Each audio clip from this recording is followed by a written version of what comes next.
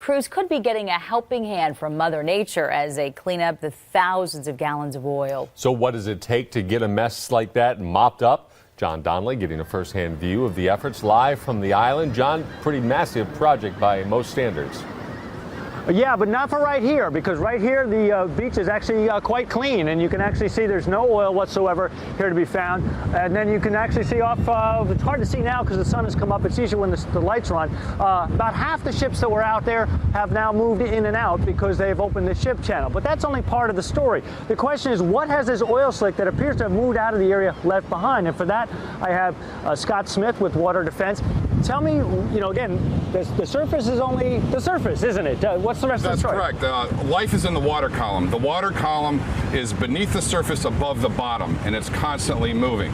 And I heard you just say, just because you don't see black oil, oil is complicated.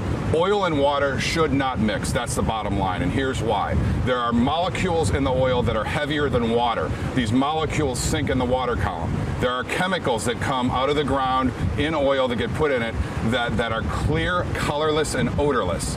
And these chemicals could be coming ashore here. That's why we have to test where life is in the water column, because the food chain starts in the water column.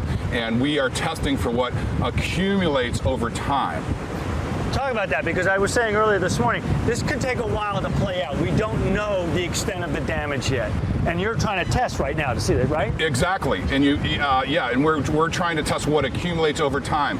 What the government does and the responders do is they take split-second water samples from the surface. And a fish doesn't live in the water for a split second. A human doesn't bathe or go in the water for a split second. So why we're testing water for a split second, it just doesn't make any sense. We want to mimic what life does in the water and test exposure and what accumulates over time. So you got equipment out there right now? Correct. What is it doing? We have an open cell material that attracts the oil and related chemicals like a magnet and repels water. And we're going to be able to see what happened in the water column overnight in 24 hours and what has accumulated.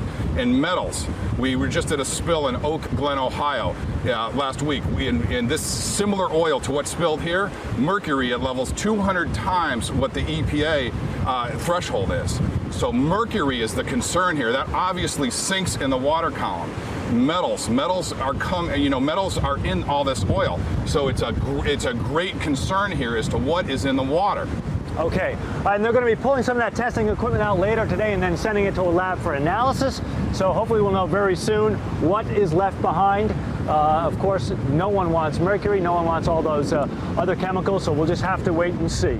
We're live in Galveston. John Donnelly, Fox 26 News. A lot of work going on, John. We do appreciate all of the experts keeping an eye on things. Thank you.